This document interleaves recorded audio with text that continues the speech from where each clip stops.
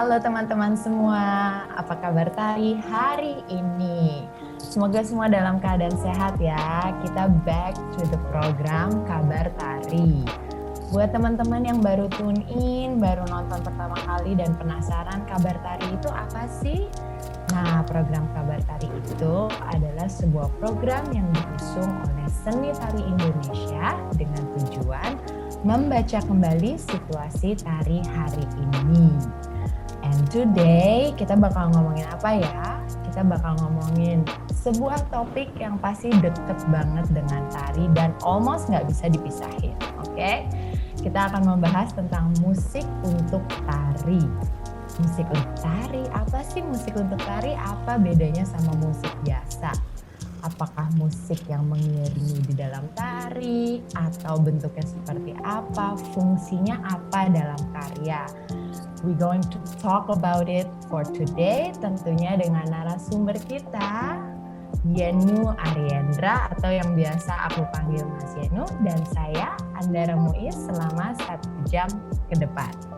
Nah, sebelum aku undang Mas Yenu, teman-teman don't forget to click the like button here underneath and subscribe to our YouTube channel Seni Tari Indonesia. Kalian juga bisa follow this program on podcast, Spotify Podcast, and Apple Podcast untuk terus update dan tahu apa kabar tari hari ini. So, let's start. And first of all, we're going to check out Mas Yenu's profile and some of his work. Here you go.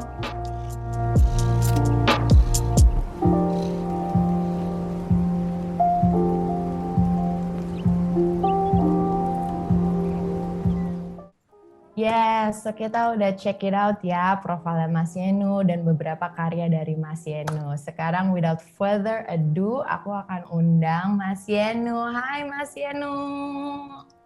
Halo. Halo. Jadi buat teman-teman yang belum tahu Mas Yenu itu siapa, atau mungkin udah pernah lihat tapi belum pernah tegur sapa. Jadi Mas Yenu ini seorang komposer ya Mas, benar nggak Mas? Ya kira-kira lah ya. Kira-kira lah ya. Jadi Mas Yenu ini komposer dan nggak cuma untuk tari ya Mas ya. Mas Yenu nggak cuma bekerja di tari, Mas Yenu juga bekerja banyak sama teater juga ya Mas ya. Pertunjukan-pertunjukan teater seperti teater gerasi, terus koreografer. Jadi pengalamannya udah banyak. Nah kita bakal ngobrol spesial musik untuk tari hari ini. Mungkin Mas Yenu mau sapa teman-teman tari dari seluruh Indonesia yang lagi nonton atau dengerin kita. Mas Yenu boleh silahkan. Gimana cara nyapanya? Hai, virtual. Gitu. Hai. Hai, apa kabar gitu apa ya. kabar? Semoga baik-baik saja ya di masa-masa seperti ini. Iya, amin, Tetap, amin. Job lancar, semoga. Job lancar, itu yang penting sih Mas kayaknya ya Mas. Tetap produktif ya Mas ya. Yoi. Tapi kalau Mas Yenu sehat nggak? Ya aku sehat sih. Aku itu coba untuk terus sibuk kan. Ada proyek, mau ada proyek. Kalau nggak bisa gila kan. Oh jadi Masnya walaupun nggak ada job tetap terus ya Mas ya? Iya pura-pura ada job sebenarnya. Pura-pura ada job. Oh itu perlu diikuti tuh teman-teman. Jadi walaupun nggak ada job ataupun ada job, kita push diri kita sendiri lah ya. Pura-pura ceritanya, oh nanti kalau bikin ini pasti 2 bulan ke depan nanti ada yang kontak gitu ya Mas ya. Itu kayak apa ya? Ya itu otomatis. Itu otomatis. Bikin gitu, kamu lempar, nanti orang ya udahlah bikin kayak gini, nanti udah ada orang lain yang punya ide untuk bikin kayak gini. Wah keren banget Mas Yenu, berarti tetap produktif ya Mas ya. Iyalah, kalau nggak gitu gila aku. Maksudku di saat kayak gini sulit. Iya. Mas Yenu Mas sekarang domisili di mana Mas Yenu? Tetap Jogja lah. Tetap di Jogja tapi oke, PSBB atau enggak kayaknya ya? Kayaknya nggak peduli sih. Kayaknya nggak peduli ya. Maksudku orangnya, pemerintahnya atau siapapun, kayaknya nggak ada yang peduli. Tapi Mas Yenu tetap di rumah? Ya aku tetap di rumah. Maksudku bikin standar sendiri lah. Kampungku juga bikin standar sendiri kayak mereka. Ya tetap tutup. Kalau ada orang luar juga mereka harus lapor kayak gitu. Iya. Lebih baik ya, walaupun nggak ada peraturan secara umum ya Mas ya. Ya bikin sendiri aja. Bikin sendiri. Itu teman-teman. Jadi bukan berarti kalau pemerintah bilang silahkan keluar, terus kita berbondong-bondong ke mall ya teman-teman ya. Jadi tetap harus sadar diri. Oke, Mas Yanu, wah ini obrolan yang seru banget nih, musik untuk tari Mas Yanu. Gimana nih sebenarnya nih? Karena kan kita mungkin ini program Kabar Tari ini lebih difokuskan buat teman-teman tari, teman-teman koreografer, penari, tapi mungkin ada juga teman-teman dari bidang lain yang nonton gitu. Jadi mungkin bahkan komposer-komposer atau pemusik-pemusik atau musisi-musisi yang baru mulai, terus mereka mungkin tertarik gitu ya untuk bikin kolaborasi dengan karya-karya tari atau seperti yang lainnya. Mas Yanu mungkin ceritain sedikit kenapa Mas Yanu tertarik kerja dengan tari. Kenapa Mas Yanu tertarik untuk bikin musik untuk tari, Mas? Sebenarnya nggak ada alasan spesifik ya. Mungkin aku nggak tertarik mungkin ya. Wah. Nah, maksudku lebih karena ya aku suka kerja di banyak wilayah. Karena pasti ada sesuatu yang baru toh. Maksudku aku itu nggak merasa sedang berkarya, tapi aku senang belajar aja sih. Jadi memang ya selama ini aku nggak pernah merasa punya karya. Ya mungkin banyak tapi ya itu. Jadi kayak, apa yang dihasilkan bilangnya apa itu? Oh proses belajar aja proses gitu belajar, ya. Kayak ya tugas semester gitu. Kayak kuliah ya. Iya. Tapi Mas Yanu mulainya nggak spesifik sebagai untuk tari mulainya awalnya. Enggak. Aku awal kan memang band-bandan ya maksudku. Oh justru dari band ya. Iya. Artinya kalau ngeband kan dulu alasannya memang lain. Kalau ngeband kan pasti pengen dibilang keren kan. Maksudku dilihat orang, oh keren nih maksudnya di panggung gitu aja kan. Mungkin alasannya cuma itu kalau ngeband ya. Tapi begitu nyoba ke tempat lain kan udah punya tujuan yang lain. Dulu pas band-bandan apa yang dipegang? Kalau di band, ya gitu-gitu aja lah ya. Maksudku gitu. Kunci gitar kan cuma berapa sih? Maksudnya terbatas gitu. Oke. Jadi mulainya justru di ngeband gitu ya. Mungkin itu apa SMA kali ya? SMA kuliah kali ya? Iya sekitar. Ya sama, karena kan biasanya tuh mulai tuh anak-anak ngapain nih kegiatan band-bandan gitu. Ya, terus akhirnya senang. Pertama memang aku ke musik teater ya. Artinya ya pertama ketemunya ya teater garasi. Terus kemudian nyoba, terus aku ya merasa aneh sih. Maksudnya ini kelompok teater apa sih? Maksudku aneh gitu. Nggak nyambung gitu. Tapi mungkin karena awalnya nggak nyambung karena aku dari band ya. Maksudku punya background yang lain. Mungkin jadi justru bisa. Mungkin karena format teaternya sangat nggak konvensional pertama. Kemudian aku nggak punya latar belakang teater sama sekali. Jadi mungkin nggak punya musik teater harus gini. Jadi langsung aja masuk malah pas. Lebih bebas, lebih merespon apa yang saat itu Mas Yanu lihat gitu ya. Iya benar. Terus masuk ke tarinya gimana Mas pengalaman pertama? Kan udah di teater nih gitu ya. Lupa ya siapa yang pertama? Aku dulu mungkin pertama kerja di tari itu mungkin sama siapa ya, Besar Widodo dulu itu. Oke. Mas Besar. Kayaknya udah gak bisa nari atau gimana. Ya maksudku kalau dia kan ide-idenya dulu tentang kultur Jawa ya. Maksudku ide-ide tentang Jawa, entah aku agak lupa sih tema-temanya ya. Aku menggali, kan menantang tuh kalau maunya dikasih tematik gitu. Maksudku aku harus disuruh mengolah lagi Jawa. Agak sulit karena statusnya kan aku dari anak band, kemudian masuk ke teater kontemporer, nggak punya latar belakang tradisi katakanlah ya. Ya itu justru malah membuatku ingin tahu lebih banyak, artinya memang kemudian tahu pergi ke tempat-tempat gamelan, kemudian mendengarkan lagi musik-musik Jawa gitu. Akhirnya punya pengalaman baru atau pengetahuan baru lah dari sana. Dan pasti beda kan ya Mas pas lagi bikin berproses sama teater garasi ya, teater tubuh lah ya gitu, terus masuk, walaupun dua-duanya menggunakan tubuh, tari sama teater tubuh, terus masuk ke tari, taruhlah gitu pengalaman pertama Mas Besar, langsung disuruhnya nih temanya Jawa gitu ya, feel-nya Jawa gitu.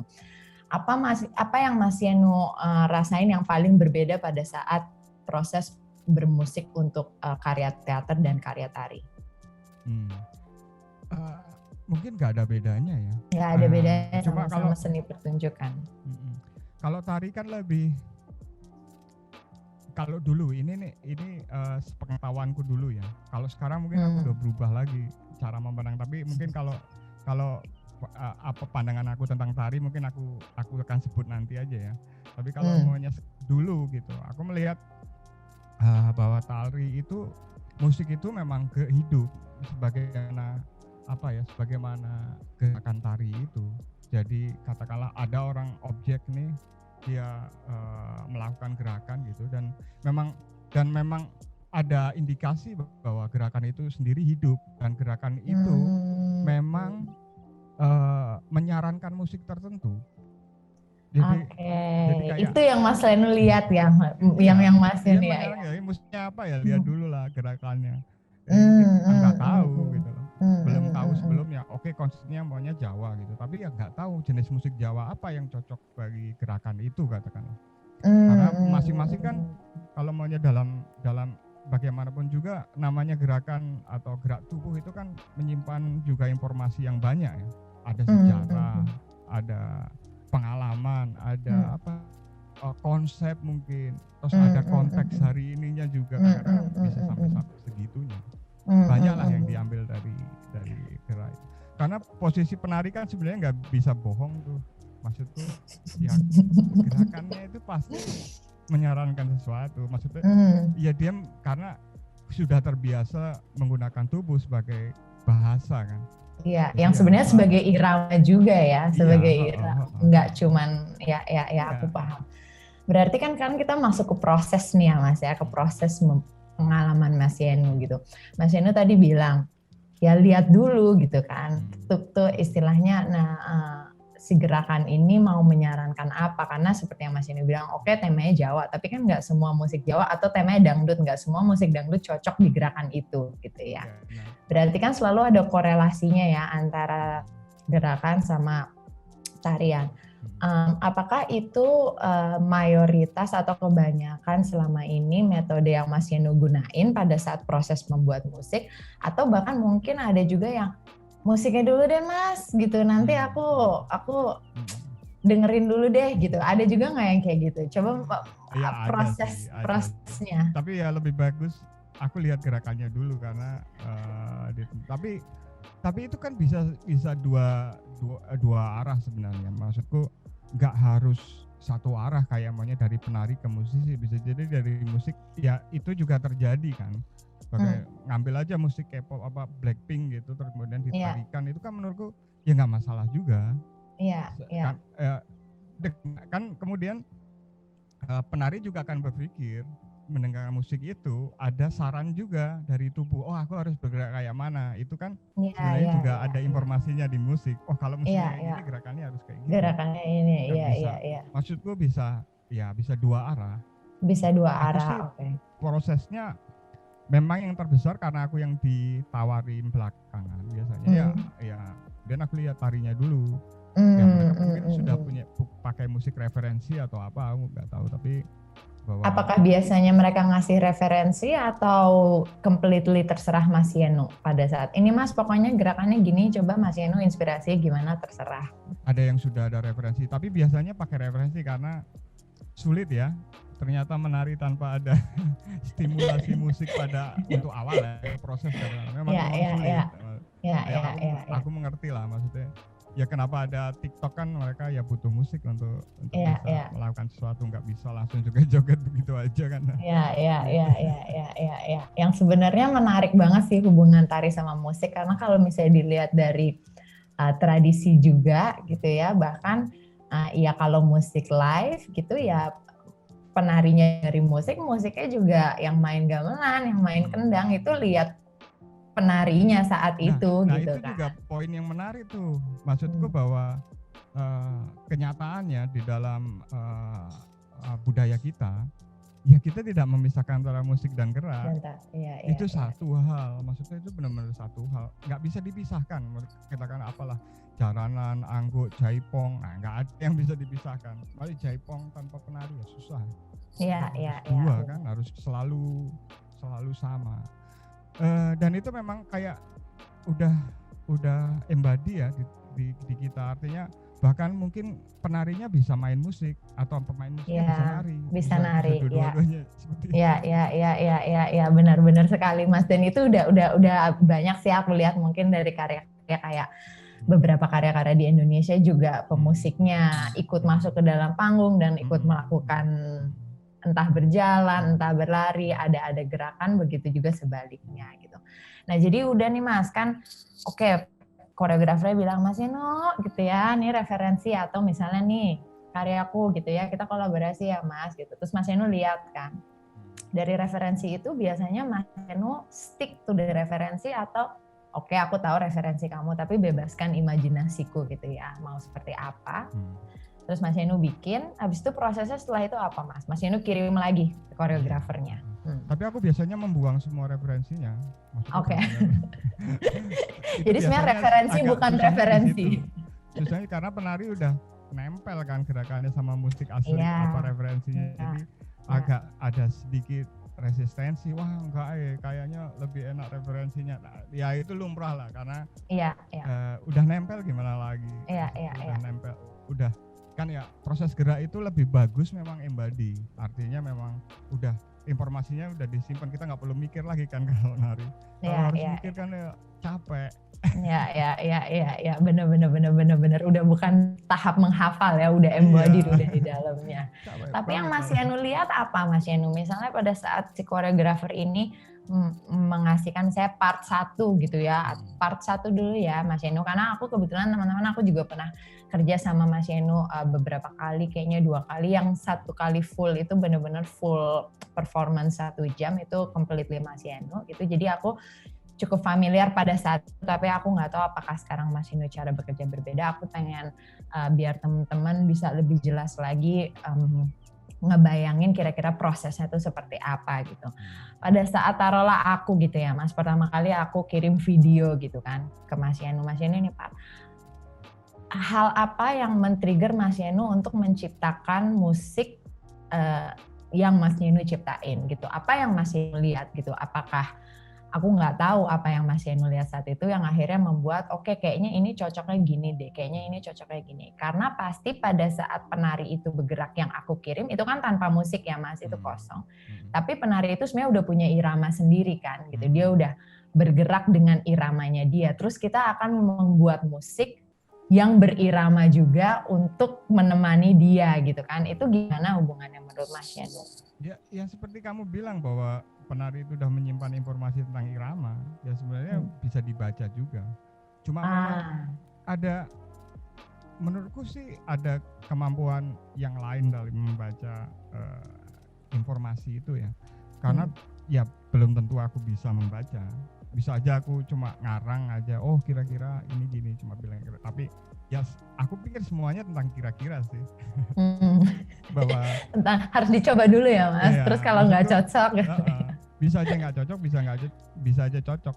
Tapi aku menutup kemungkinan untuk nggak cocok. Artinya memang nggak harus cocok juga kok, karena informasi itu bisa disalahartikan. Artinya gerakan tertentu yang kira-kira tentang dapur, gerakannya entah apa gitu. Ya musiknya yang lebih simpel mamanya. Tapi ternyata nggak cocok. Cara baca. Tapi memang kadang-kadang aku yakin bahwa tubuh itu bisa menyampaikan informasi yang lebih akurat daripada ucapan. Sebenarnya menurutku loh ya. Kalau maunya kita mau ngomong ini idenya tentang apalah kebebasan tubuh, tapi ketika kita lihat tubuhnya, ternyata tubuhnya kelihatan terkekang. Banyak yang terjadi. Maksudku, berarti sebenarnya tubuh ini lebih jujur dalam beberapa hal gitu. Nggak bisa nipu lah, gimana? Kalau ngomong mungkin masih bisa. Masih bisa. Bisa menyampaikan ide tertentu, tapi tubuh bisa. Itu seperti musik juga sebenarnya. Ada banyak kata yang tidak bisa diekspresikan lewat kata katakanlah. Kemudian ternyata lewat musik sudah mewakili semua. Ya. Itu banyak terjadi. Ya, benar sekali. Terus biasanya kalau nggak cocok nih Mas, karena kan seperti yang tadi Mas Yenu bilang gitu, aku menutup kemungkinan untuk nggak cocok gitu ya. Jadi ya pokoknya harus cocok gitu istilahnya gitu. Terus ketemu nih gitu ya, oke sudah Mas Yenu kirim, karena Mas Yenu ini mungkin biar teman-teman punya konteksnya, Mas Yenu biasanya pada saat bekerja sama koreografer, Mas Yenu main live atau recording musik elektronik atau apa Mas? Biar mungkin teman-teman bisa punya konteks ngebayangin kalau kerja sama Mas Yenu itu seperti apa. Ya bagusnya live sebenarnya, karena tari Bagusnya harus live. live kan. Ya tapi kebanyakan kan yang aku lakukan karena mungkin masalah budget gitu, memang kemudian ada yang udah direkam, ada yang dimainkan langsung. Iya. Karena ya tapi menurutku main langsung itu tetap harus ada. Maksudku nggak bisa diganti. Iya benar sih. Kalau main langsung itu berarti Mas Yenu latihannya datang ya. Iyalah. Kalau latihannya datang. Walaupun aku latihannya cuma sedikit ya di tempatmu. Iya. Soalnya kita jauh guys. Waktu itu aku di Jakarta, Mas Yenu di Jogja. Jadi mungkin kalau aku tinggal di Jogja atau Mas Yenu di Jakarta, kita bakal lebih intens. Tapi berarti kalau misalnya memang keperluannya live, memang Mas Yenu datang ke tempat latihan gitu ya, dan bersama-sama gitu ya menjajaki. Kalau misalnya proses jarak jauh atau pre-recording, Mas Yenu biasanya kirim ya Mas ya gitu. Jadi kita share video kita sejauh mana kita udah latihan, Mas Yenu kirim link materinya gitu. Nah, tapi memang kalau aku tanya ke kamu balik antara yang aku kirim sama yang udah di live kan beda nggak? Beda banget. Beda banget menurut aku. Beda banget dalam arti karena tiba-tiba di live itu ada detail-detail yang nggak ada di pre-recording kalau menurut aku. Terus secara feeling gitu ya. Karena aku jadi inget. Kita kayaknya waktu itu Mas Yenu live di Salihara live ya? Iya live. Di Salihara live kan? Ya di Salihara itu live, tiba-tiba ada satu part yang apa di teater kecil saya lupa deh, ada satu part pokoknya di karya aku yang cuma kaki-kaki, itu tiba-tiba musiknya semua bener-bener in with kaki-kaki, pergerakan kaki-kaki itu ada aja yang kayak jalan kecil tiba-tiba gitu, aku tuh inget banget waktu itu. Karena itu kan emang susah untuk dikawinin kalau pas pre-recording ya Mas, kecuali emang kita stick to the timing gitu kan. Jadi memang kalau musik live lebih bisa merespon apa yang terjadi di panggung gitu ya. Komposer lebih punya kebebasan. Nah aku balik ke tadi pertanyaanku yang Mas Yenu bilang, oke, aku menutup kemungkinan untuk nggak cocok. Oke nih, kita Mas Yenu udah kirim balik gitu ya. Pas Mas Yenu udah kirim balik, ternyata kayaknya nggak klop gitu ya, maksudnya tarian sama musiknya gitu, nggak klopnya, kita belum tahu nih kenapa gitu. Nah biasanya solusinya apakah dari Mas Yenunya yang merevisi kembali atau memang dari tari dan dari musiknya mencoba untuk mencari jalan, kita ngertiin lagi nih, kita coba cari solusinya biar kita bisa pakai musik ini. Gimana biasanya Mas? Ya sebenarnya itu kalau aku sih sebenarnya itu keputusan lebih ke penari karena itu cocok nggak tuh dengan tubuhnya karena ya aku bukan penari, maksudku nggak tahu juga enak nggak sih setelannya. Sebenarnya lebih karena itu mungkin perbandingannya mungkin nggak apakah juga dengan musik referensinya juga sudah enak, itu juga perlu dipertanyakan kan. Artinya memang sebenarnya ya kalau live atau latihan live, musik dengan musik live itu lebih gampang kan, cepat gitu loh.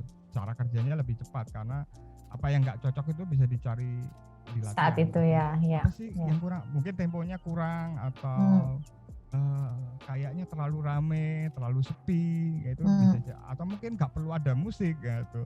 Oh ini jangan ini hapus aja musiknya. Ya. Di tubuhnya lebih enak nggak pakai musik. Ya.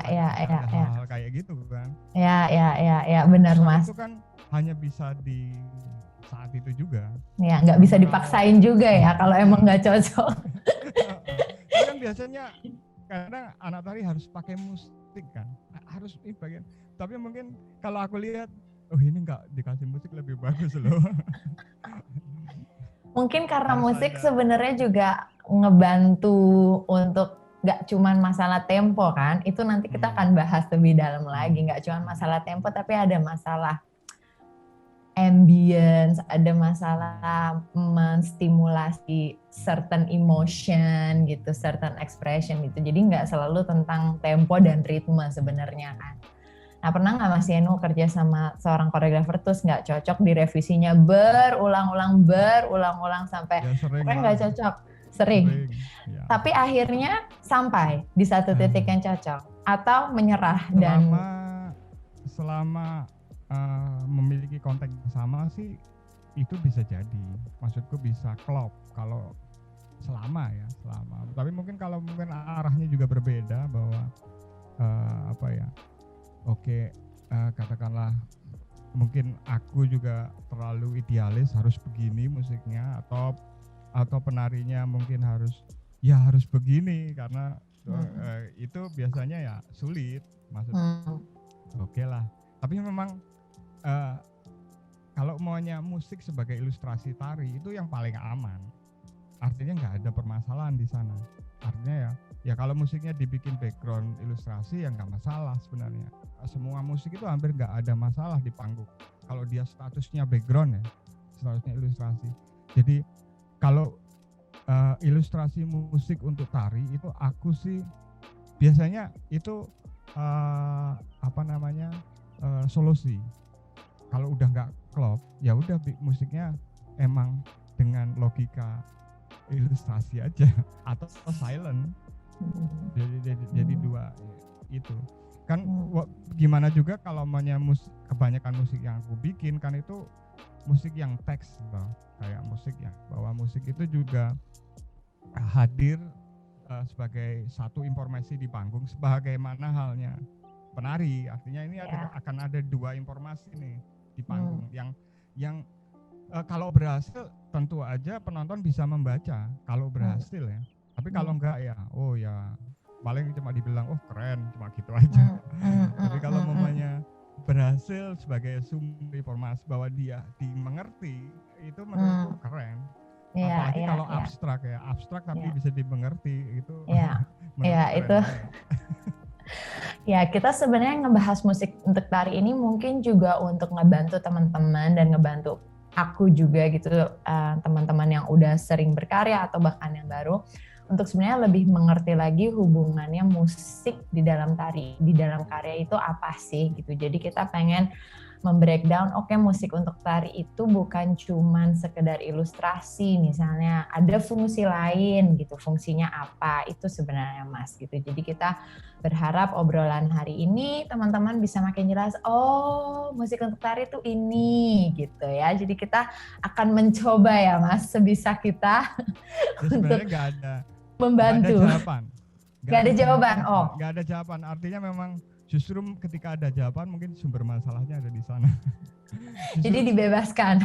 Aku sih mencoba membebaskan diri dari jawaban. Memang ada beberapa jawaban kali ya. Ya satu sebagai musik ilustrasi, ya itu benar dalam beberapa hal memang benar. Tapi ada jawaban yang lain kayak sebagai teks, ya itu benar. Yes. Nah, kita akan bahas itu ya. Kita akan bahas itu lebih dalam lagi, guys. Sekarang kita masih coba untuk ngomongin proses. Aku pengen nanya, sejauh mana koreografer itu share proses karya mereka ke pemusik, Mas? Apakah cuman gerak aja gitu, ya udah nih Mas berkutat dengan gerak aja, atau seberapa jauh mereka berdiskusi atau seberapa jauh mereka men-share perjalanan karya mereka? Karena kan seperti yang kita bahas gitu, bahwa musik dan tari itu paling deket menurut aku ya dibanding dengan disiplin lain, mungkin artistik atau mungkin kostum atau mungkin apa, itu menurut aku musik paling dekat. Sejauh mana mereka share Mas biasanya? Tergantung koreografer masing-masing. Antara aku demand atau maksudku kalau dari geraknya aku nggak tahu ini ngomongin apa sih, itu kan biasanya aku tanya, tanya ini tentang apa ya kira-kira. Tapi mereka berarti nggak langsung share awalnya konsep, nggak selalu share gitu loh, tapi kebanyakan share. aku itu agak nggak terlalu percaya dengan obrolan sebenarnya. Karena aku kerja di wilayah ini, bukan aku nggak percaya sama obrolan, tapi aku lebih menganggap bahwa ekspresi itu lebih true sebenarnya, lebih apa ya, lebih jujur dalam beberapa hal. Ekspresi seorang selain kata-kata lah, karena aku nggak tahu, mungkin kalau bahasa diksi itu sangat terbatas ya, maksudku nggak langsung kan. Tapi kalau maunya gerak, musik itu udah nggak bisa bohong ya. Itu kan langsung. Orang lihat hasilnya. Jadi nggak lewat. Oh nanti kita ngomongin lampu. Oh nanti lampunya hijau gitu. Tapi tapi kan itu omongan nggak tahu gitu. Iya. Jadi mungkin walaupun koreografer share konsepnya, tapi tetap bagi Mang Enu yang penting adalah visualnya, melihat apa sih yang dilakuin gitu ya. Kadang-kadang bisa berlawanan itu. Iya. Kok gini? Terjadi sebenarnya.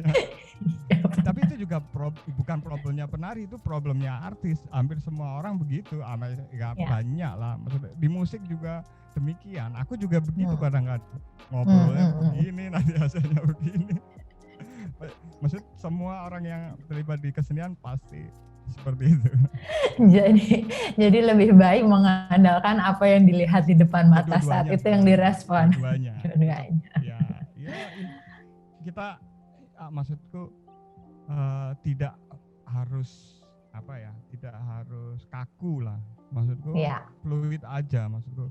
Ya mungkin nanti ketika lihat hasilnya kan mungkin diskusinya berbeda nih. Gitu. Aku belum bikin tarinya ya, bikinin musiknya dulu dong. Biasanya gitu loh. Dan nanti kan bahasanya pasti akan berubah ketika benar sekali. Hasilnya udah ada. Diskusinya akan berjalan terus. Iya, benar. Tapi kalau diskusi terus juga nggak ada hasilnya ya susah. Diskusi terus.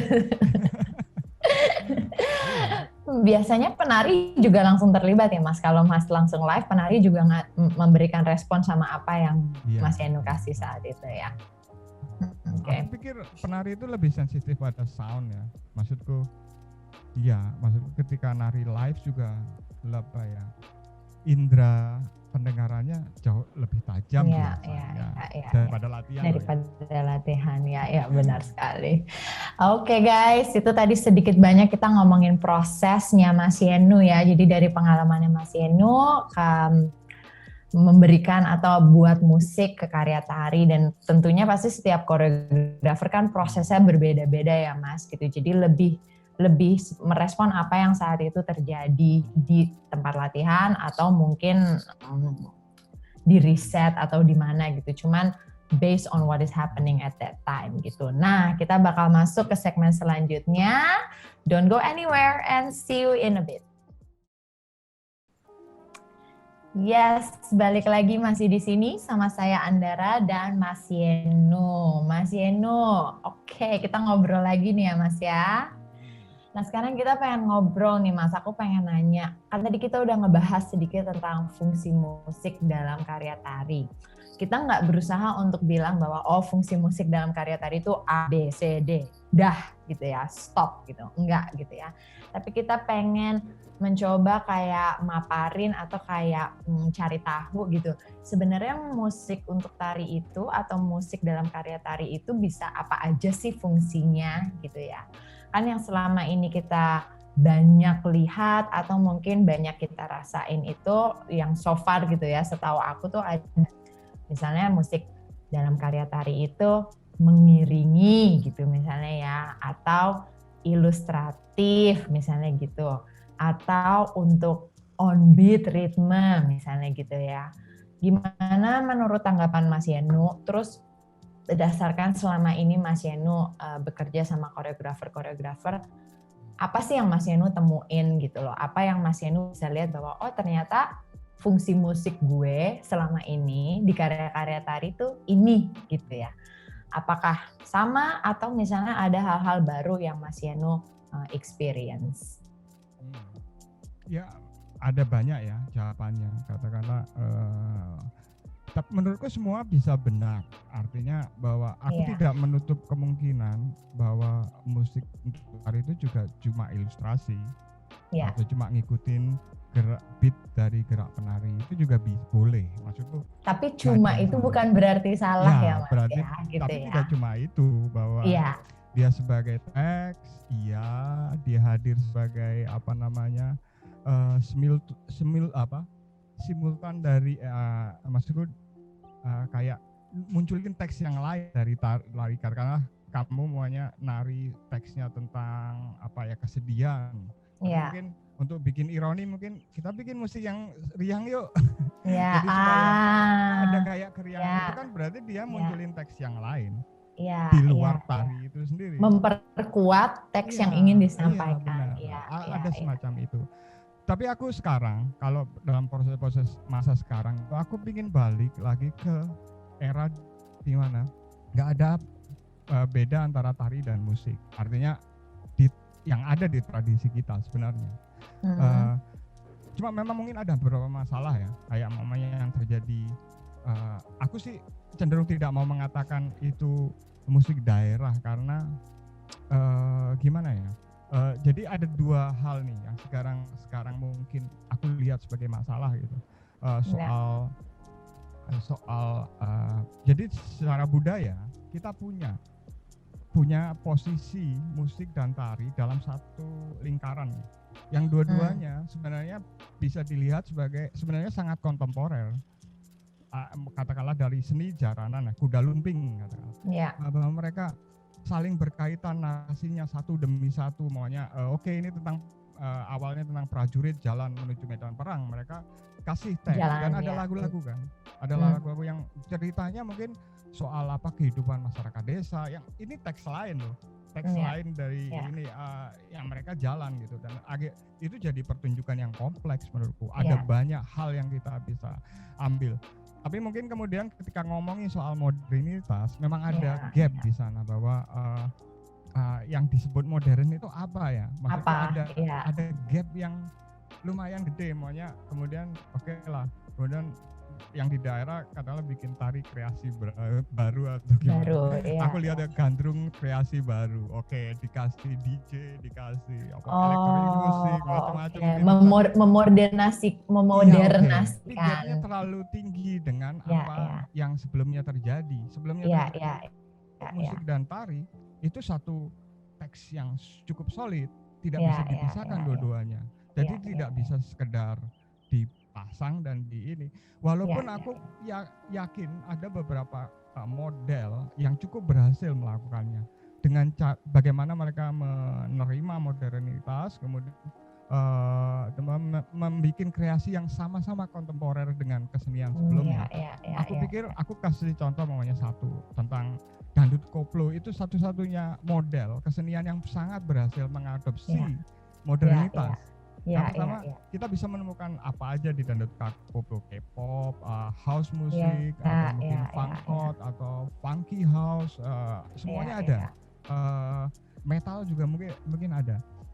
Walaupun awalnya itu kelihatan ini cuma dangdut kreasi baru, tapi kan lama-lama mereka tahu bagaimana memunculkan teks ini dengan dangdut. Makanya mereka memasukkan unsur-unsur yang lagi ngetop di TikTok, katakanlah lagu Zuzu. Lagu itu dikoploin gitu, tapi segala macam. Lagi tempelan karena udah berjalan lama kan. Udah nyari sendiri apa yang disebut modern, dan itu bagus karena itu perkembangannya sangat natural. Menurutku sekarang mereka udah kontemporer, nggak perlu lagi ditemenin harusnya yang modern itu nggak usah. Mereka udah bisa sendiri. Tapi mungkin ini menarik banget. Ada beberapa kasus kayak aku lihat di daerahku ada gandrung kreasi baru, aku merasa ini terlalu memodern, gandrung sewu ini terlalu membuatnya canggih, tapi esensi yang dulu itu seperti hilang. Sementara ini nggak boleh hilang ini, karena kalau dipisahkan teksnya musik dan teksnya tari dipisahkan akan jadi problem. Udah nggak ada lagi nilai sakralnya pertama, ngelihatnya nggak enak gitu loh. Tapi mungkin berjalan dengan waktu. Tadi aku mau komen seperti itu karena mungkin juga gitu. karena mungkin yang Mas Yenu maksud di sini adalah jangan cuma mengadopsi modernitas hanya karena kebutuhan zaman gitu ya.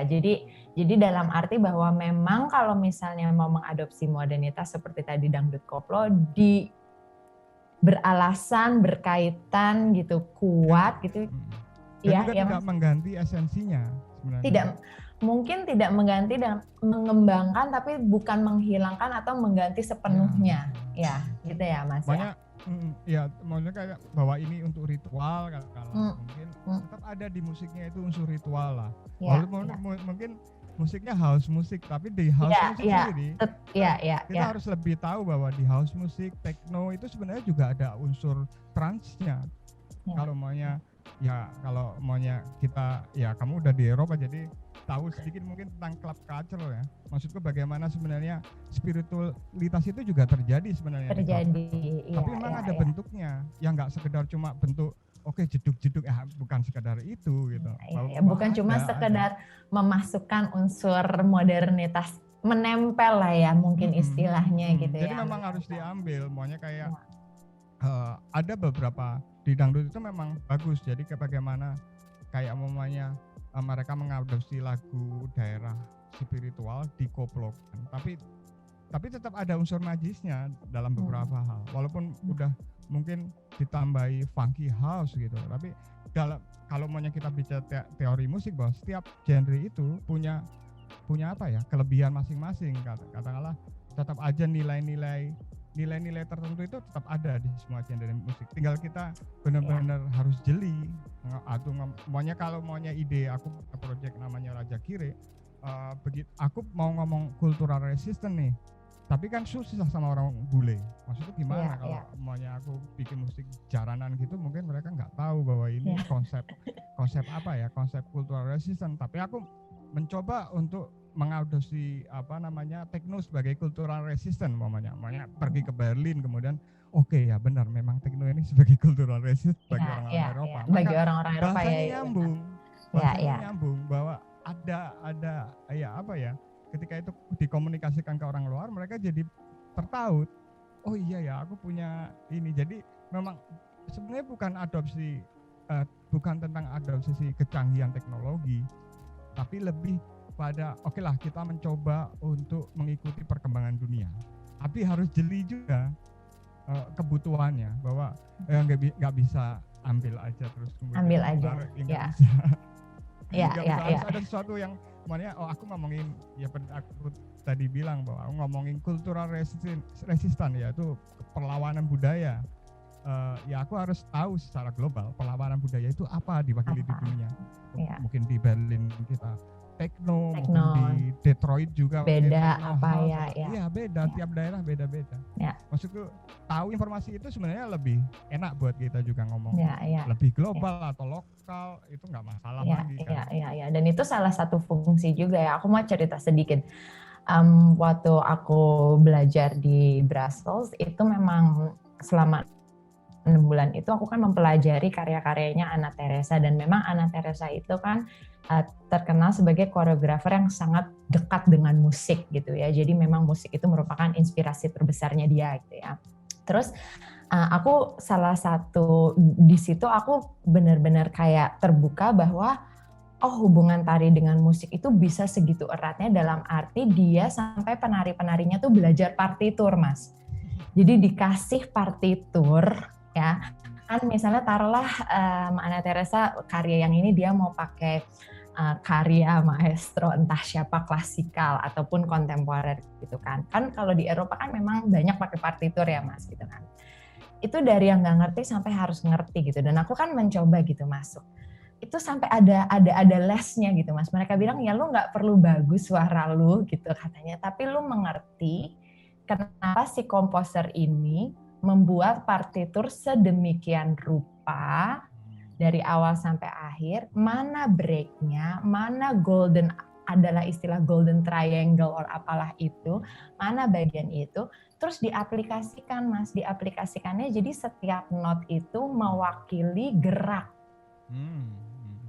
Jadi setengah not tuh apa, geraknya tuh apa, not full tuh apa, not balik itu apa, not normal tuh apa, not hitam tuh apa, not putih tuh apa, semua itu mewakili gerak, Mas. Jadi penari itu pas digabung dengan musik udah kayak ya udah penarinya juga menarikan partitur yang sama gitu, musiknya juga punya partitur yang sama. Jadi di situ aku bilang bahwa bisa segitu lengketnya gitu ya, yang selama ini mungkin aku kayak banyak bekerja mungkin lebih kepada musik ilustrasi karena to be honest itu yang paling mudah digapai ya, dalam arti bahwa ya musik berjalan di belakang sebagai ilustrasi, jadi kita mau gerak apapun nyambung aja gitu ya gitu. Tapi tiba-tiba belajar kayak gitu aku merasa bahwa oh di sini dia merasa bahwa musik itu menjadi fondasi yang penting untuk penarinya gitu. Jadi aku melihat bahwa oh my god, treatmentnya beda lagi gitu. Jadi sebenarnya treatment terhadap musik itu untuk tari it's very diverse gitu ya Mas ya. Nggak cuman mengiringi atau nggak cuman ilustrasi gitu. Ada lagi nggak sih Mas kira-kira? Kalau maunya itu kan yang kamu ceritakan mungkin dari kasanah western ya maksudku. Ya. Kalau mungkin aku bisa bilang mungkin kalau dari lokal kita sebenarnya hubungan antara musik dan tari itu sudah apa sebenarnya? Kalau kita benar-benar mau merinci, maksudnya mendalam ya, maksudnya mendalami bahwa kayak di beberapa beat gitu, bahwa kalau maunya kita western kita tahu kalau maunya drum itu ya drum itu mungkin bagus buat penari ya. Kalau bisa ngedrum itu bagus. Nggak maksudnya kalau irama ya. Ya, teknik drumnya kan biasanya kick dulu ya. Duk duk dak. Itu kan mempengaruhi bagaimana orang sebenarnya bergerak. Kalau di tradisi kita mungkin nggak sama. Katakanlah nggak ada kick dulu karena kick itu biasanya kaki ya. Kaki melangkah. Kalau dalam tari ya sorry aja kalau maunya tari kita diajari tari dengan cara western karena kita ngitungnya 1, 2, 3. Iya benar. Kalau kita ngomongin beberapa banyak gondang itu dari Medan gitu. Cara ngedrumnya aja sinkopasi dan ya. Pertama yang gerak itu tangan dulu. Tangan dulu baru kaki. Maksudnya itu banyak kalau di kesenian kita maunya musik gong di Sumba atau di Momere gitu. Ya nggak ada yang kaki duluan. Apa ya? Ya dangdut mungkin ada kaki dulu biasanya dangdut tapi kalau dangdut gimana ding. Nah, itu tuh benar-benar di tengah-tengahnya itu bukan gerakan yang disarankan, itu pinggul kan. Jadi setelah kaki pinggul sesuai dengan kendangnya itu loh. Itu udah maksudku itu udah fix lah. Maksudku itu yang menjelaskan kenapa penonton dangdut walaupun lagunya baru nggak ada orang yang tahu, goyangnya tetap sama ya. Dan terutama agak sulit bagi orang yang nggak tahu ini di luar ini begitu ngomongin singkup itu kayak fill in kalau di dalam musik. Nah, jadi dangdut koplo kayak karena satu lagu mungkin bisa 20 singkup. Kayak singkup tuh berarti in between ya Mas? Iya, kayak fill in itu loh, kayak namanya ya kayak buka Siti Jos kayak gitu. Apa banyak sekali mereka punya ribuan lah aku pikir. Ya. Nah, tapi penonton langsung bisa goyang. Cepat itu. Maksudnya nggak perlu mereka paham. Dan itu jelas Bapak. Pokoknya buka Siti Jos itu apa yang bergerak duluan itu jelas. Tak dung kan tak dung berarti kan mungkin tangan kaki mungkin lah ya. tapi ya itu tradisi. Kalau sebenarnya sampai situnya kalau mau ngomongin detail soal bagaimana hubungan antara musik dan tari ya dari semua budaya di dunia itu masing-masing punya cara sendiri. Dan aku pikir itu sudah sangat fix. Maksudnya fixnya itu bukan berarti kita harus menghafal, enggak, tapi udah embody, artinya begitu kendangan mulai duprak duk mereka udah tahu posisi pos tangannya gimana, kakinya gimana, tahu. Nah ini menarik nih Mas, karena Kalau kita ngomongin karya tari kontemporer, ya, aku mungkin pengetahuanku nggak banyak, jadi aku nggak bisa ngasih referensi gitu ya, tapi mungkin masih bisa ngebantu. Udah ada atau ada nggak sih yang bekerja dengan si konsep musik tari ini, tapi di karya kontemporer? Ya kamu bikin lah. Aku belum pernah lihat, maksudnya di kontemporer mungkin ada ya, kayak maunya kemarin Ayu kamu tahu Ayu yang dia joget dari karya penonton dangdut itu loh. Oh, aku belum lihat karyanya. Menurutku dia coba untuk breakdown itu, artinya breakdown gimana sih? Ya memang agak sulit karena kan juga berjarak. Kita itu sebenarnya kaum yang nanggung kan, artinya kita dibesarkan dengan pengetahuan barat. Maksudku kita belajar apapun tentang kesenian modern itu kan dengan cara barat ya.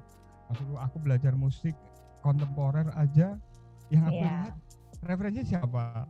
Ya western, ya mau gimana lagi gitu.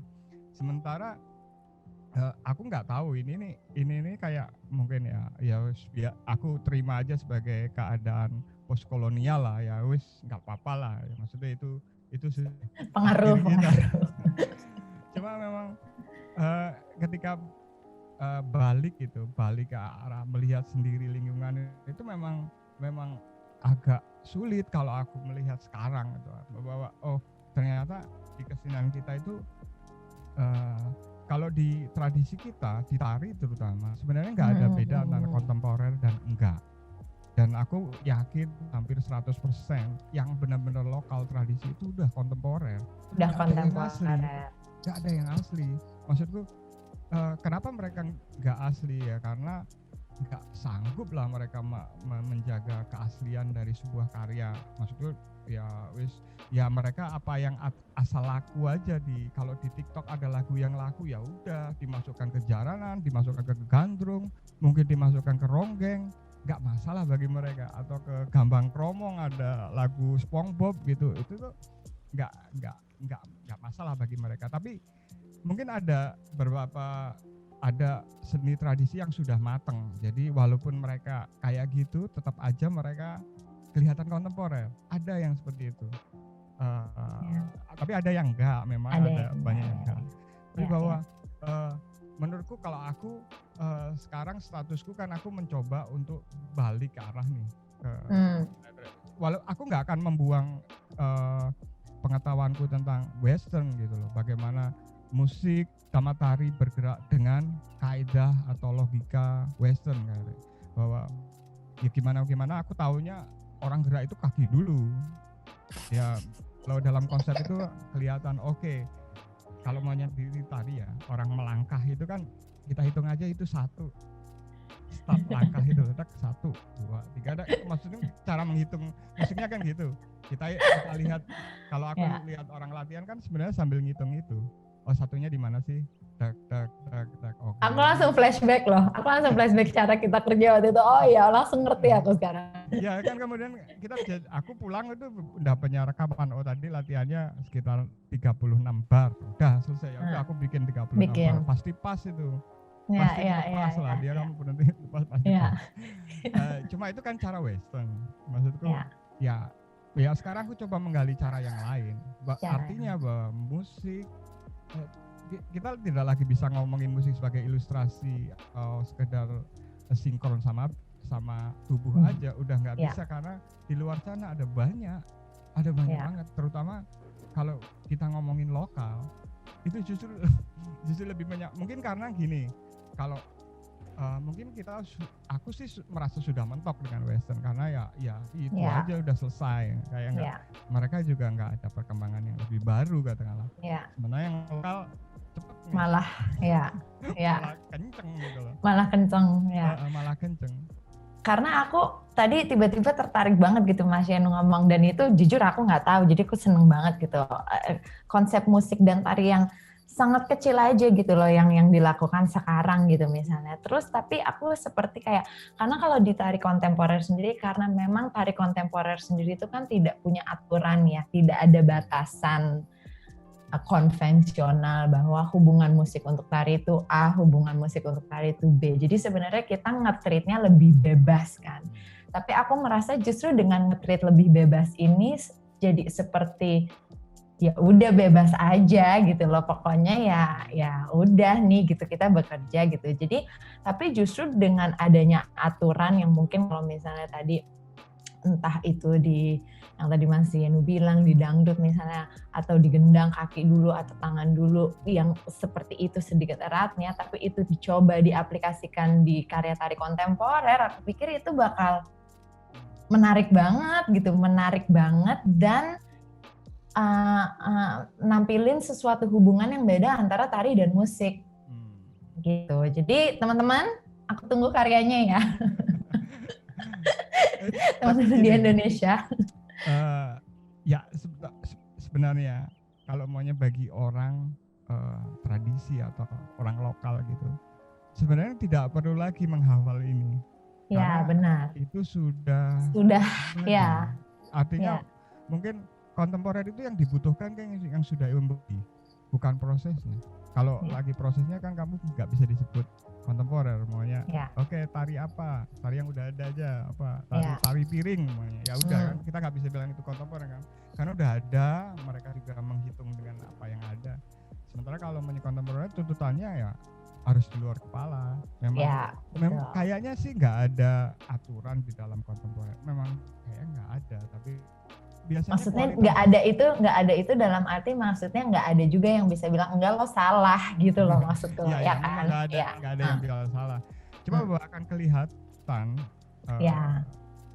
karena yang aku tahu tari yang hidup itu kan ketika penari nggak usah mikir lagi, ekspresi. Jadi yang dia di panggung itu cuma ekspresi, itu yang menurutku nggak ribet loh kalau udah gitu. Dia nggak perlu mikir macam-macam ya, cuma sekarang. Tapi kan kalau ngomongin sekarang itu kan setiap penari punya modal sendiri-sendiri kan. Maksudku bahwa yang kita sebut kalau penari itu hebat ya, pengalamannya besar. Mungkin bukan pengalaman, tapi bagaimana apa yang di luar kesadarannya itu udah jadi ekspresi. Jadi dia nggak sempat mikir, udah nggak ada mikir. Ya. Kalau itu kan sebenarnya nggak ada bedanya antara tradisi sama modern. Karena kontemporer itu bisa melekat di dua-duanya. Bisa tradisi, bisa kontemporer. Yang disebutkan ketika juga di kontemporer, kalau namanya Mimi Rasina atau Sopola yang penari atau penyanyi yang udah maestro gitu kan ya udahlah kita, wah ini jelas kontemporer, udah nggak bisa karena kehadirannya itu benar-benar ya ngelangkah aja udah mean something. Udah ada infonya gitu loh. Maksudku semua orang jadi kerasa dia ngomongin itu itu aku setuju. Memang kata-kata kontemporer itu emang memancing. Kan rata-rata kita kan soalnya kontemporer kemudian harus modern, enggak selalu. Ya, kontemporer dan modern itu jelas sesuatu yang berbeda ya, tapi memang kayak deket banget gitu. Kalau kontemporer ya berarti sesuatu yang modern. Nah, kalau menurut Mas Yenu sendiri nih, aku sih yakin banget pasti Mas Yenu akan jawab ya itu tergantung koreografer ya, tapi aku pengen tahu dari pandangannya Mas Yenu. Again teman-teman, ini berarti kayak salah atau benar enggak. Kita di sini berusaha kayak be open minded and memaparkan aja kemungkinan atau melihat dari cara pandang yang lain. Nah, misalnya perlu nggak sih Mas, misalnya gerakannya on beat, terus musiknya beat juga, atau misalnya gerakannya ilustratif atau slow, terus gerakannya ikut musiknya ikut slow terus ilustratif gitu. Perlu nggak sih hubungannya selalu dalam arti paralel ya gitu, maksudnya selalu berjalan bersama? Itu tergantung sih. Maksudnya aku nggak masalah loh musik ilustratif itu. Maksudku? Iya sama. Maksudnya kita di sini nggak. Cuman aku pengen dengar kalau dari tanggapan Mas Yenu sendiri. Okay. Ya kalau aku ya melihat sebagai pertunjukan ya pertunjukan itu kan nggak bisa harus dinamik kan ya. Kita nggak bisa ngomongin waduh semuanya harus kuat unsurnya, harus semua unsurnya kuat penonton bisa dengar gitu loh. Ya. aduh ya capek ya nontonnya. Bisa kayak gitu, makanya kita mungkin butuh dramaturg, mungkin butuh penulis naskah, mungkin butuh ya sutradara untuk bisa mengendalikan dinamika ini. Artinya kalau ngomongin dinamika, apapun boleh, nggak ada. Maksudku kamu bisa menggunakan musik sebagai teks, semuanya. Kamu nggak penarinya nggak usah nari, ada musik dulu. Pas penari masuk nggak ada musik, itu juga bisa loh. Atau ilustrasi, benar-benar ilustrasi apa yang indah-indah gitu. Maksudnya suara gamelan, ya bisa aja kan itu untuk kebutuhan dinamika. Artinya jadi sebenarnya tergantung kebutuhannya apa. Atau pertunjukannya memang nggak butuh dinamika, ada. Maksudnya kalau memang kamu konsepnya apa ini konsepnya? Nanti untuk membuat orang mual katanya. Ya kamu jangan bikin dinamika. Ada dinamikanya harus yang ini yang benar-benar yang bikin mual. Ya, yang tense terus, nggak akan berhenti. Tapi kan kebutuhannya ya bisa aja kamu bikin apa untuk trans semuanya. Ya kalau untuk trans kan berarti kamu nggak boleh ada terlalu banyak dinamik, harus monoton dari awal. Mungkin volumenya naik turun tapi tetap monoton. Oke, jadi berarti hubungannya itu juga bisa kita tentuin ya Mas. Jadi nggak selalu dalam arti kalau misalnya monoton banget sih tari sama musiknya itu berarti selalu karena kegagalan, tapi bisa juga karena memang koreografernya dan pertunjukannya membutuhkan si kemonotonan itu untuk mencapai sesuatu. Gitu. Ada yang cuma strategi namanya, kalau ini monoton nanti pas bagian tertentu itu jadi bisa lebih kelihatan. Iya, oke. Ya, karena kan kebanyakan kalau monoton banget tuh kayaknya negatif gitu ya. Misalnya kayak monoton, padahal monoton itu diperlukan gitu loh. Ya, tapi itu tergantung juga gimana caranya kita bikin monotonnya. Ya, betul. Tapi betul. Ya memang ada kok monoton yang menyebalkan dan ada yang enak didengerin. Ya, betul. Nah, jadi berarti nggak masalah gitu ya, itu salah satu hubungannya gitu ya. Tapi atau bisa juga kayak yang tadi Mas Ahyanu bilang, mungkin mau bikin ironi bahwa saat yang mau ditampilin itu sebenarnya teks tubuh yang sedih misalnya gitu ya. Tapi terus musiknya menampilkan teks yang lain bahwa riang banget atau misalnya kayak apa banget gitu untuk memperkuat si teks yang ini. Jadi ada juga hubungan yang kontras gitu ya, tidak selalu paralel. Ya itu gitu. dangdut koplo salah satunya. Liriknya sedih. Soal dikhianati apa namanya ditinggal mati apa. Tapi musiknya itu kontras banget. Wah, mereka sudah advance kalau ngomongin kontemporer. Ya mereka kontemporer jelas. Beberapa enggak semuanya. Iya. Jadi aku rasa itu kembali lagi mungkin ke koreografer dan komposernya juga harus sering menonjok-nonjokan mungkin gitu ya. Jadi dalam arti untuk bisa mendefinisikan nih hubungan kita mau seperti apa nih gitu. Nggak melulu baik misalnya gitu. Nggak melulu sejalan, bahwa hal itu bisa dicapai dengan gue bisa kontras, elunya gini misalnya gitu, atau di sini kita in banget, kita ritmis bersama, tapi di sini lu gue tinggal gitu. Jadi kayaknya hubungan itu harus sering-sering diobrolin gitu. Jadi nggak hanya satu cara.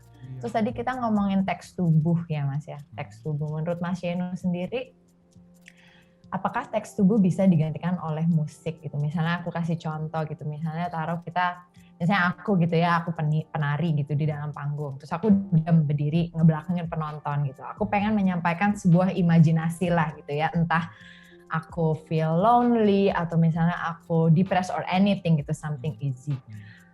Apakah bisa disampaikan atau digantikan oleh musik si teks tubuh yang mau disampaikan ini? Ya tergantung juga, bisa tidak bisa enggak. Artinya kalau maunya kehadirannya sudah cukup bagus gitu dan kamu tidak perlu digantikan. Kadang-kadang juga nggak perlu, ini udah bagus ini. Apalagi kalau tema besarnya udah sampai gitu ya, menurutku nggak usah. Tapi bisa aja ada musik gitu, lampunya dimatiin ya. Menutup satu sensor matanya ditutup, jadi sensor telinganya yang digedein gitu ya Mas ya. Itu bisa aja. Jadi kalau menurut Mas Yenu sendiri, musik untuk tari, kalau di dalam karya tari porsinya berapa Mas? 50-50 kah? 60-40 kah? Menurut Mas Yenu gimana? Aduh, itu juga tergantung ya. Bisa aja gini loh. Ada karya yang nggak bagus, yang bagusnya nggak ada musiknya. Bisa aja loh. Maksudnya, tapi mereka hire musik komposer. Cuma untuk ngomongin kamu nggak butuh musik. Untuk meyakinkan koreografernya. Ya ini udah bagus ya. Kasih musik nanti malah rusak. Ada yang kayak gitu. Maksudku, ya iya. Jadi kalau misalnya oke, jadi musik itu kan sesuatu yang bisa kita dengar, ya nggak sih Mas? Ya kan? Jadi kalau misalnya tadi Mas Yenu bilang tuh karya tidak butuh musik, tapi bukan berarti tuh karya tidak ada musiknya nggak sih Mas? Iya benar, bahas silent itu juga ditulis kan dalam musik. Kalau kamu iya benar. Apa itu istilahnya ya Mas? Ya silent, aku nggak tahu sih istilahnya. Tapi apa sih istilah baratnya itu ada ya? Kan? Apa sih ada? Ada kan yang silent berapa bar? Iya. Artinya kan ada jadi musik. Silent juga bagian dari musik. Oh my god, benar. Iya. Makanya kan kenapa butuh banget gap di musik itu, break, gap, tiba-tiba berhenti, masuk lagi, itu butuh banget. Kalau enggak ya. Oke, ini oke banget. Jadi karena kan mungkin kita nggak sadar bahwa silence itu adalah part of the music, bahwa bahkan aku juga mungkin Mas Yenu bisa jelasin nanti kalau di Indonesia di budaya Asia, tapi mungkin yang sekarang aku tahu di Western karena si partitur tadi pun memang ada si diem itu gitu ya, si silent itu. Jadi secara classical musik pun itu ada gitu ya. Karena selama ini kan kita pokoknya musik tuh harus yang selalu didengar gitu, yang bisa kedengeran gitu ya, sama ada suaranya gitu. Jadi musiknya tarinya 10 menit, musiknya juga 10 menit ya gitu ya. Pokoknya kalau nggak ada musik tuh jangan sampai, itu namanya nggak ada musik gitu. Tapi bahwa si silent itu menjadi bagian, entah itu bagian bridging, entah itu bagian I don't know something, tapi itu juga part of music. Jadi bahkan walaupun karya tari itu tidak memerlukan musik, bukan berarti si karya tari itu nggak ada musiknya. Ya. Tuh teman-teman. Semoga nggak pusing ya. Aku juga udah kayak iya benar-benar banget. Jadi oke. Jadi aku sekarang lebih mulai ngerti lah hubungannya. Terus menurut Mas Yenu sendiri sekarang sejauh mana sih perkembangan tari dan musik Mas saat ini? Kalau aku hari ini aku nggak tahu ya. Yang aku tahu nanti aku takut salah. Kalau di wilayah kontemporer memang aku tidak terlalu mengikuti, katakanlah. Ya mungkin aku tahu beberapa penari muda gitu, terus nonton beberapa penari yang muda. Cuma mungkin aku merasa tidak banyak nonton, maksudku tidak tahu sebenarnya. Ya aku suka banyak artis-artis baru dari koreografi baru, karena mungkin karena ada lebih dinamik atau gimana. Dan mungkin kalau sekarang yang tari yang lebih banyak aku lihat itu di TikTok. Maksudku aku menjadi itu on beat banget loh, itu on beat banget. Tapi ada yang musik yang ngomong juga. Oh, ada yang konseptual juga. Aku malah belum pernah lihat loh. Maunya nggak cuma tari lah ya, maksudku hubungannya musik dengan video, maunya orang jatuh ke ke sungai itu, terus musiknya tertentu itu loh.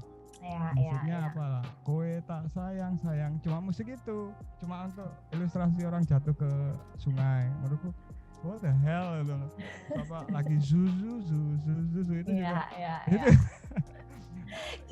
justru yang aku lihat sekarang kayak on beat banget, jadi kayak tapi mungkin bagusnya kayak akhirnya kuping jadi terlatih ya gitu, kayak pokoknya kayak zhu and drum tak pokoknya semuanya ada gerakannya ya. Ada yang susah loh menyamain kayak tipam itu susah banget nyamain gerakannya. Aku ini gimana sih orang bisa nyamain gerakannya? apa lagi lagu Arab itu juga lagi itu susah banget. Ini bagus sebenarnya untuk belajar tari. Untuk belajar tari, untuk mengerti. Sejauh ini udah Mas ada nggak sih sejauh ini yang mendobrak dalam arti kayak mendobrak konsep-konsep musik yang ada dari tari. Kayak kurang tahu ya. Mungkin harus kita cari ya, nanti. Kalau mungkin karena aku tidak terlalu menganalisa ya. Aku lebih menjadi penikmat. Jadi aku penikmat ya. Jadi cuma bilang, oh keren ya, oke, musiknya oke gitu. Aku beberapa tari gitu, lihat, ini keren ini musiknya, intens, terus ada bisa mainin dinamik. Menurutku banyak sih dari orang yang bisa kayak gitu sekarang ya. Kalau dulu mungkin agak susah, Pak.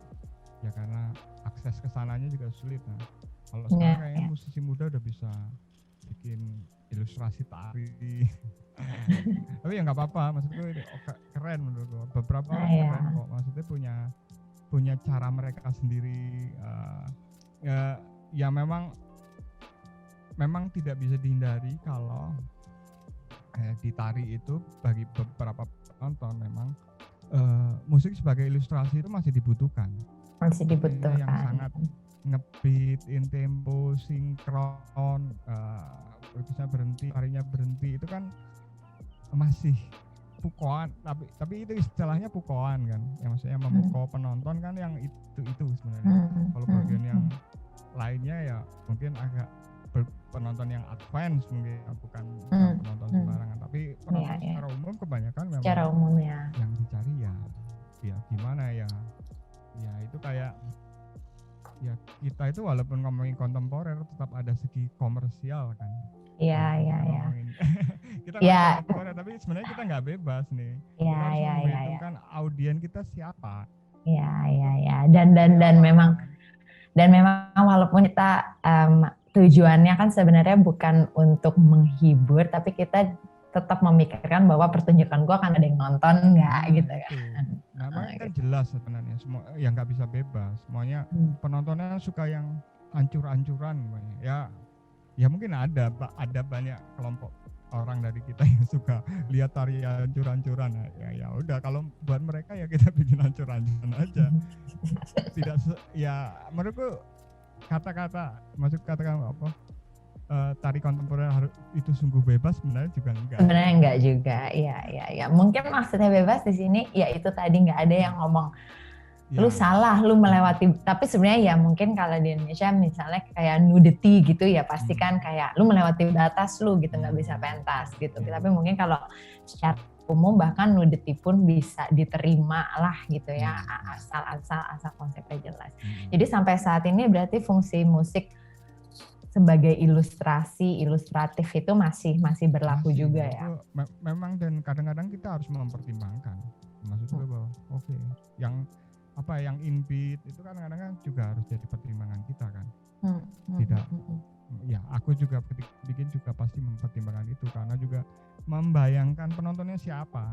Artinya kalau aku ya sama seperti aku pentas semuanya. Aku pentas di daerah mana ya, di desa Tulungagung apa Blitar gitu, nggak tahu di mana itu, di Jawa Timur jauh gitu. Ya nggak mungkin lah aku bikin musik eksperimental di situ, maksudnya ya enggak lah. Kira-kira ada segi yang berhubungan dengan lokal setempat. Mereka sukanya apa, hadrah, ya udah nanti hadrahnya tak campur noise, paling enggak aku masih bisa katakanlah masih bisa eksperimental, masih bisa ya itulah seperti yang aku inginkan, walaupun kemudian aku campur dengan budaya setempat. Jadi masyarakat juga masih bisa masih bisa connect ya, masih bisa paham. Nah sebelum kita break di segmen yang ini, aku ada satu pertanyaan untuk Mas Yeno, tapi mungkin aku berharap Mas Yeno bisa menjelaskannya secara singkat gitu. Jadi mungkin 1 atau 2 kata aja ya. Jadi kalau menurut Mas Yeno, musik dalam tari itu sebenarnya mau nunjukin apa sih? Secara pribadi? Ya, menurut Mas Yeno. Sama halnya, maksudku aku sudah nggak misahin antara sekarang ya, statusnya sekarang aku nggak memisahkan antara musik dan tari kalau dalam sebuah karya. Artinya aku nggak bisa berpikir satu musik aja gitu. Jadi dua-duanya harus dipikirkan bahwa memang kalau kalau mau ngomongin apa ya sesuai dengan konsepnya. Sesuai dengan Jadi konsepnya. mewakili konsep Iya, betul secara aja. besarnya juga ya. Bahwa kemudian cukup dilihat aja bahwa musik dan tari satu satuan kan, artinya memang tapi bukan berarti ini kemudian kita porsinya sama, sebenarnya juga enggak, karena dilihat dari luar sebenarnya juga enggak sama, tapi kita lihat satu kesatuan aja, artinya yang enggak harus 50-50, enggak harus 30-40, yang enggak harus sebenarnya enggak harus. Tapi kalau lihat dari keseluruhan kan kita jadi kelihatan nih, oh 4G musiknya mungkin cuma 10% di sini. Mungkin di beberapa bagian mungkin malah 90%. Jadi bisa dilihat itu, tapi harus dilihat secara utuh, nggak bisa secara utuh. Ya. Well, that's it jawaban dari Mas Yeno. Nah, kita akan break sebentar, terus kita masuk ke segmen yang berikutnya. Sama saya Masih Andara dan Mas Yeno Ariandra. See you!